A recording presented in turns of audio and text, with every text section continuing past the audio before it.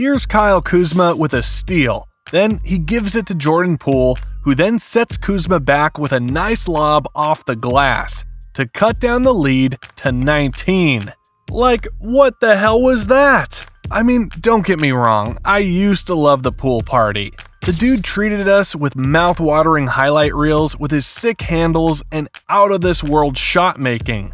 He put us on the edge of our seats when he cooked people up while trying to impress the courtside baddies. And who could forget the time he made us believe that he's gonna be the next Steph Curry. But now, he ain't all of that anymore. Cause after getting a ring and cashing in the bag, Jordan Poole just looks like an average or below average NBA player. And what's even worse is that he ain't looking anywhere near Steph Curry, and instead, he's looking more like this guy. And when he's not doing Nick Young stuff, he's just out there making a big fool out of himself. So casual Porzingis says, get that. I thought Jordan Poole was going to give me a lot more of showmanship, not arrogance, because the he did on Porzingis was just arrogance. I thought he thought that he was in shoot-around or at the park in the summer and just like, yeah, you know he was what? playing a video game I was at like, that what point. the bro, he too laid back for me right now. I think he needs to just pick it up, take it a little more serious. What happened to Jordan Poole? Was he cursed or something? And where does he go from here? I mean, to have an idea of just how bad he is this season, check out this graphic right here. Last season, he averaged 20.4 points on 43% shooting from the field and 33.6% shooting from three.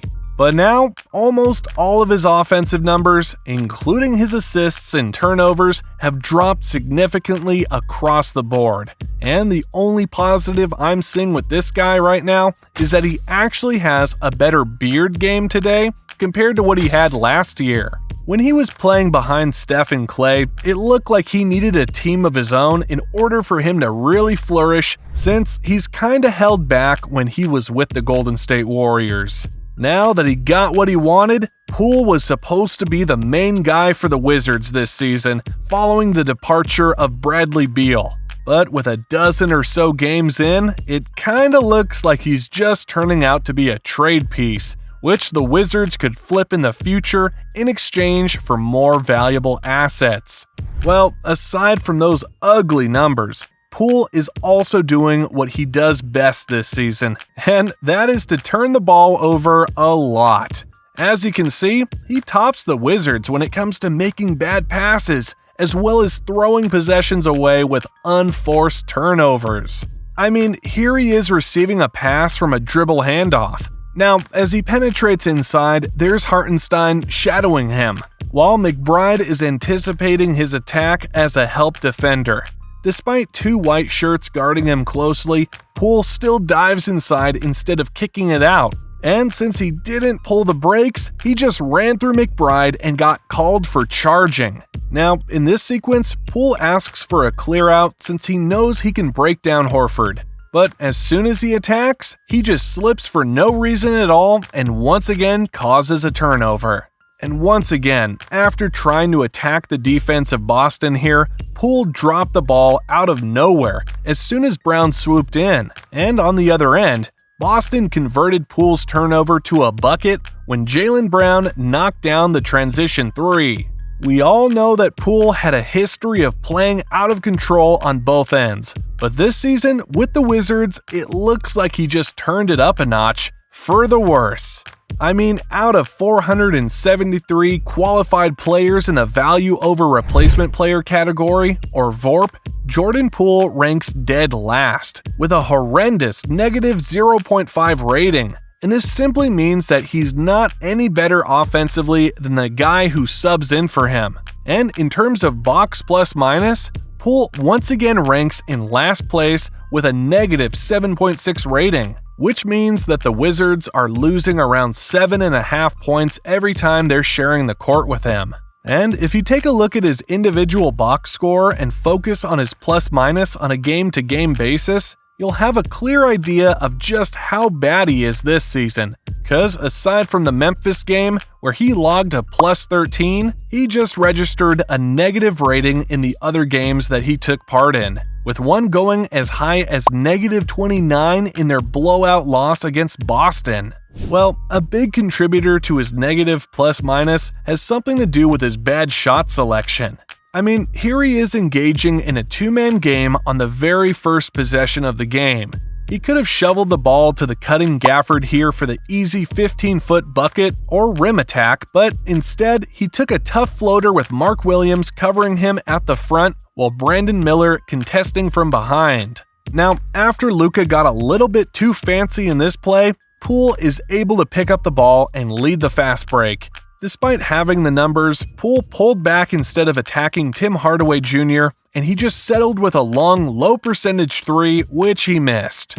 And apart from this, his erratic behavior on offense and questionable decision-making also played a huge factor in why he's playing really ugly and messy right now. I mean, look at this play here. Poole did a great job of attacking the closeout. But the moment he stepped foot inside the shaded lane, there was Drew Holiday waiting for him. Poole should have kicked it out at this point, because he's already checked by Holiday, and there's the insurance policy named Porzingis attacking as a help defender in case Poole gets around Holiday. Poole simply had nowhere to go, and despite that, he still forced the issue and was denied for it.